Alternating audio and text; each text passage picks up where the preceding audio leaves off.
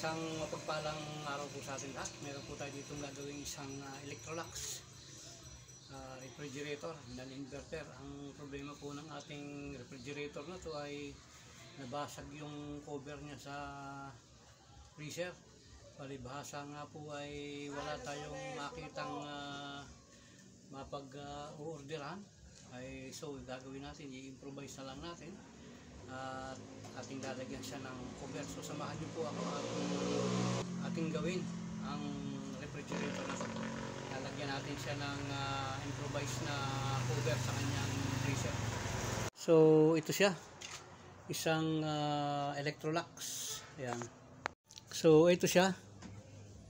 Yan, wala siyang takip dyan sa kanyang pinaka freezer dahil nga sa yan ay nabasag na. Kaya pinadala sa atin ng ating minamahal na customer para gawa natin ang paraan dahil ang gusto niya mayroon siyang takip.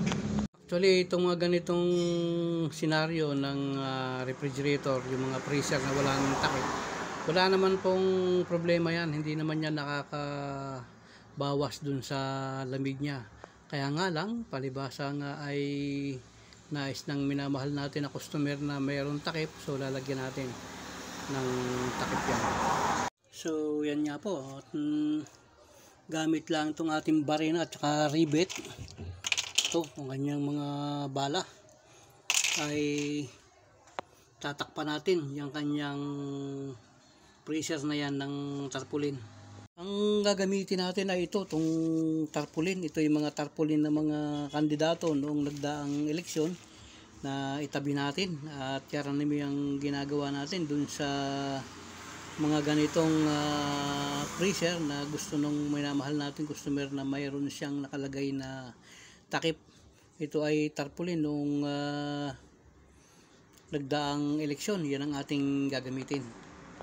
Ang gagawin natin ay susukat natin siya rito. Yan.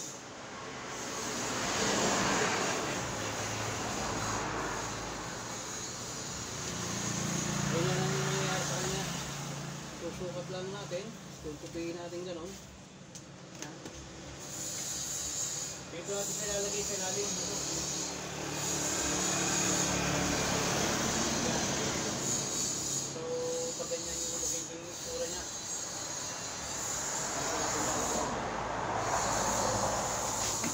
So pagkatapos na nating masukat ay ating siyang tatabasan. Tabako natin siya rito para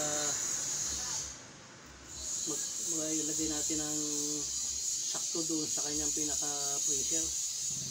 Kung magkabisan kasi itong mga ganitong mga freezer, mahirap i-order ng takip. Kaya yung iba hindi nalalagyan kasi nga hindi maka-order, wala silang available na ganito. Kaya ang ginagawa ko pagka mga ganyan, ito lang, tarpaulin lang yung ating ginagamit. Tinatabas lang natin ng maganda yan. Sinusukat natin ang tama dun sa laki ng freezer niya para magkaroon siya ng takip sa kanyang pinaka-freezer. Ayan. So tiniklop lang natin tong ibabaw, yan yung pinakaibabaw niya, yan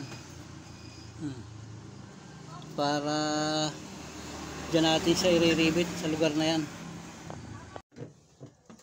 So gamit yung ating barina, yan. Sa ganitong pagkakataon ay tatansahin natin yung pagbubutas natin dito kasi nandito yung tubo niyan sa lugar na yan. Ayan. Kaya kailangan medyo mainit din tayo.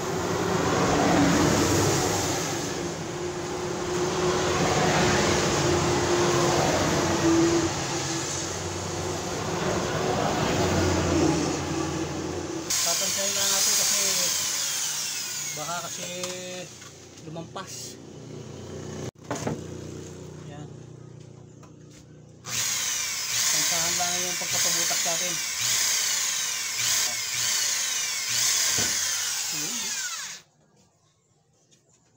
Yan.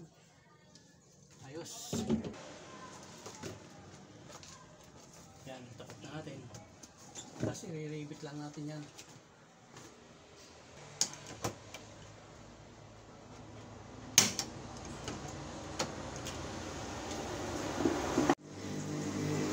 Yan. So nakayari na tayo ng isa. Dito naman tayo sa sulok. Babatakin lang natin mabuti.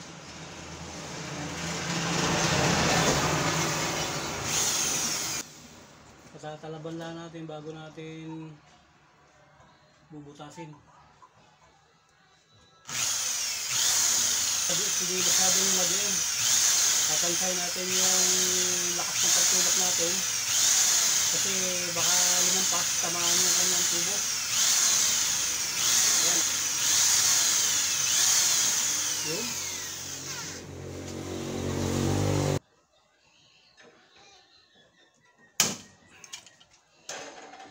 Ayos. So yan. Inuno lang natin yung magkabilang tabi para hindi tayo mahirapan pagbutas natin dito sa bandang gitna.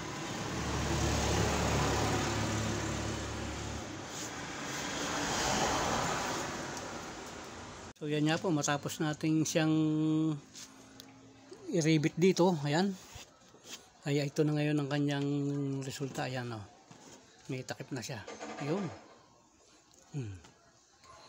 Yan, ganda. Ganda ang kanyang pagkakalapat. Ayan. Hindi na ngayon magreklamo yung ating minamahal na customer kasi nalagyan natin ng takip.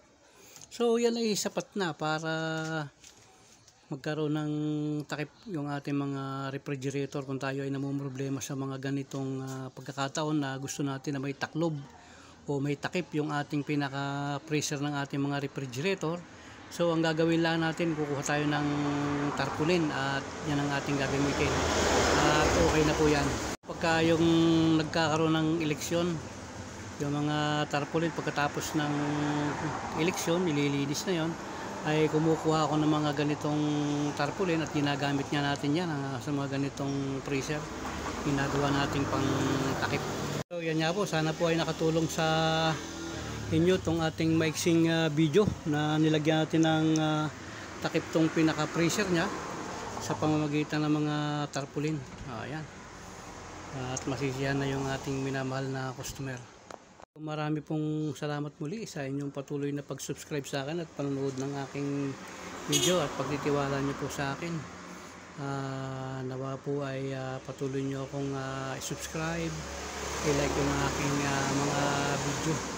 Maraming pong salamat at isang mapagpalang araw po sa atin. Nawa po ang biyaya at pagpapala ng ating Panginoon ay patuloy na sumagana sa ating lahat. Maraming pong salamat. God bless po.